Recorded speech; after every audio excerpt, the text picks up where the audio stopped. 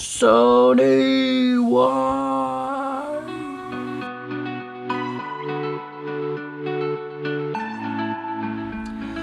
Hey guys, welcome to Kingship Tech. My name is Chris, and this is a channel all about tech gear, an amateur's perspective primarily of tech gear. And today's video is going to be about the Sony A6400, comparing it to the Canon M50, which I am currently using right now. Let's get into the video. Alright, so why this video is going to be a little bit different is because it's coming from a perspective of a Canon M50 user, but also I was a Sony user prior to the Canon.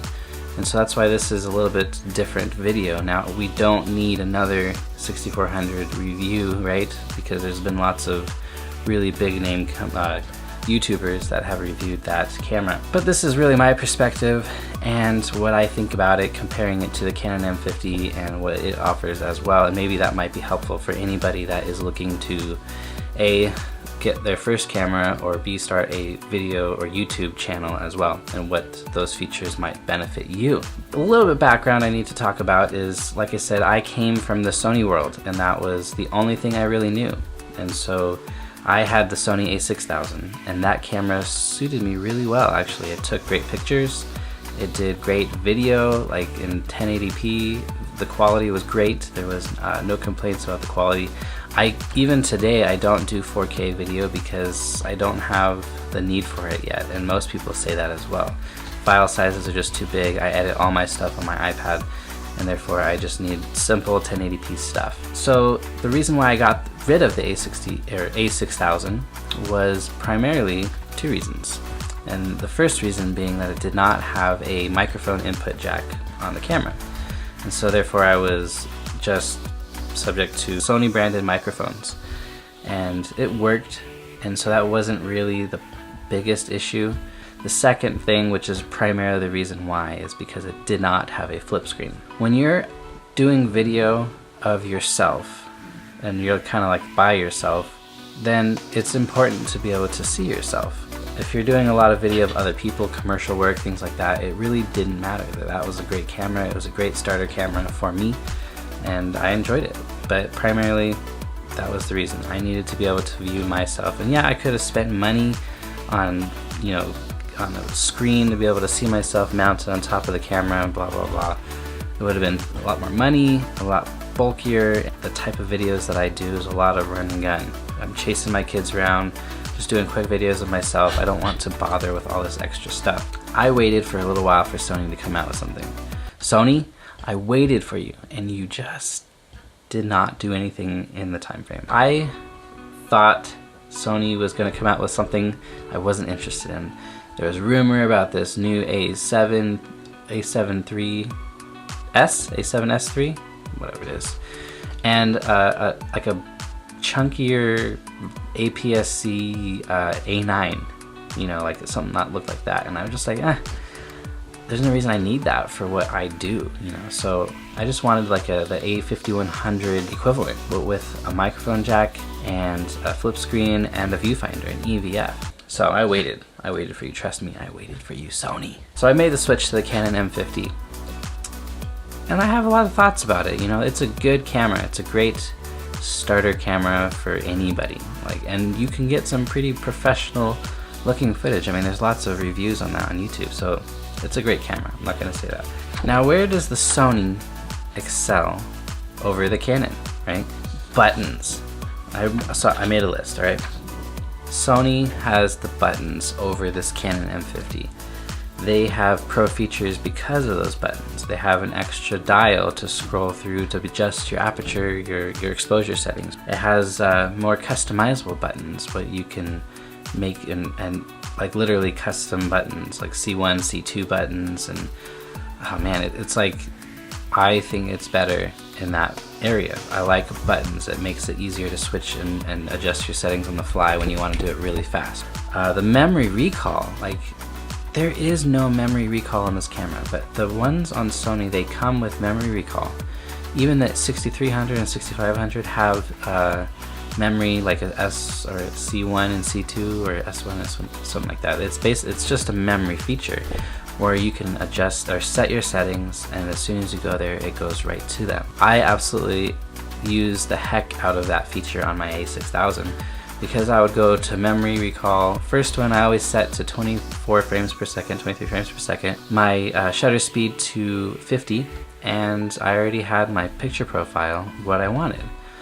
And then I would go to a memory recall 2, and it would give me my 60 frames per second at 120 frame rate to keep my rule of thirds triangle. And it was just easy. Like, I would just switch between that all the time, and then I would, when, you know, if I ever wanted to just take pictures, I would just go to manual mode and adjust my settings. And so I lived there. That's a big deal because this camera doesn't have that. Better body feel. Personally, like I said, that was the only thing I know, Sony. I liked the body and how it felt. The grip was deeper than this. It was a smaller body, and it had the EVF on the side. So whenever you took the picture, your face was out here. You're holding it, eyes on the side, and your nose was kind of hanging out to the side. You never worried about touching it, though it didn't have a touch screen, but I'm just saying it. You didn't touch the screen. You didn't get it all greasy or messy or whatever. I liked it on the side. It just made everything smaller feel, and I kind of like the smaller. Since I have kids and I go with them places and stuff, I don't need a big bulky camera with me. I'm trying to corral my kids and hold them, so I like the body feel. It felt better in my hand. The menu system, I was really used to that. I am still getting used to the Canon menu system. It's not a deal breaker. Everyone says the Sony menu system is awful. If that's the only thing you know and you just get to know it, it's a really a minor thing, really minor. Mic jack, flip screen, and cost. So these are all like the things that the Sony has, but it is a more expensive camera than this thing is. So the Canon M50 does have the flip screen to the side, which is a benefit. I think most people like the screen to the side more so than the screen to the top, and that's probably the biggest complaint about the 6400 that people are having. Why do you have the screen going to the top?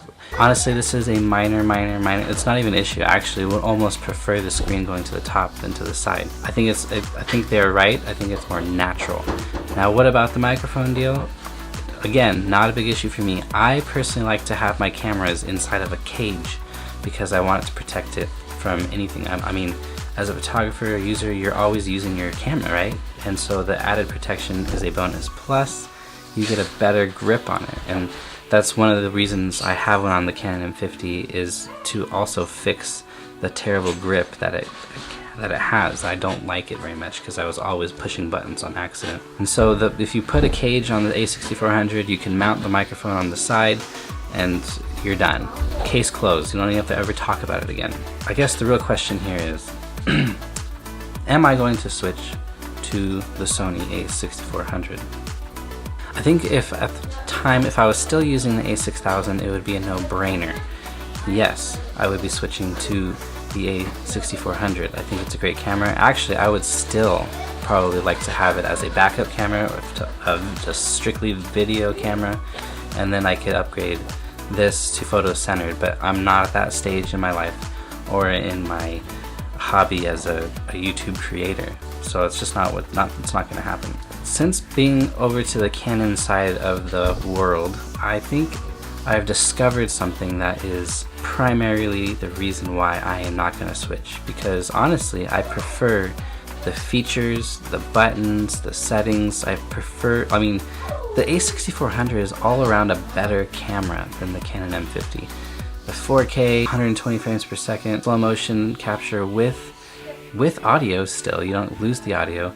This thing does 120 frames per second in 720p, and you lose the good autofocus. You get all of it with the Sony. It's a better camera. But here's what I can't deal with. Here's the part that I just, like, Sony is really lacking. It is lenses. The lenses and the selection for the E-mount system is just not the same. There are tons of lenses for, like lots that are coming out for Sony, but the price is on average higher than anything for Canon. There's more support for Canon. There's more third-party companies making lenses for Canon for APS-C or full frame, and that brings the price down for what you want. If I was gonna pick the Sony again, right? It would come with the kit lens, or I would want the kit lens because it's a pretty decent lens for what you get. 16mm on a crop sensor, but it's a 1.5 times crop, so it's a little bit bigger than this current sensor. So equivalent though, you'd still have 24mm full frame view. So 16mm is not that wide when it comes to crop sensors. And so the only option, literally the only option, is the Sony 10-18. Still, it's an f4, so it's not very fast. I do a lot of indoor video. It really struggles, but that was also a plus for the Sony. It does low light better than anybody out there. I think the low light performance is outstanding. That's a huge crutch or problem of this camera, is that the low light performance sucks. Anything over like 3000, you start getting really grainy stuff. I needed a wide angle fast lens for like filming and doing vlogging and things like that. The only wide angle lens is the 10-18 Sony, which is optical stabilized OSS f4, I think, to 5.6, but it costs, I think brand new, it costs $800. That is not necessarily a budget or amateur's starter kit friendly. The camera is about $1,000 if you get the kit lens with it, and then you have to add another $800 for this wide angle lens. Literally the only lens option for Sony, because nobody else makes a wide angle crop sensor lens. For Canon, on the other hand, there is a lot of choices. One of the best choices out there is the Canon 10-18. The Sony 10-18, $800. The Canon 10-18, about $250. And then if you buy it on the used market, I've seen them go for $150 for this 10-18 lens, and it's outstanding. That is why, primarily, I'm going to just tell you right now, that is primarily why I am going to stick with Canon, because the lens selection is so much better. So much better. And there's Tamron, there's Tokina, there's Canon that are supporting, and there's Sigma, of course, that are supporting cameras for Canon. And unfortunately for Sony, there's pretty much only Sigma and Sony. I don't even think Tamron's really, maybe they are, but I could be wrong. And so I can't justify the cost difference it would be to switch over to the Sony system when the lens selections are a lot fewer and they're not fast. I mean, it's just, it would cause a big problem, though I still think it's a better camera. So if that doesn't bother you, if you don't mind spending the extra money, I think the Sony A6400 is an outstanding camera. I wouldn't mind having it personally, but the selection of lenses is very, very hard for me to justify, and the price of lenses is very hard to justify.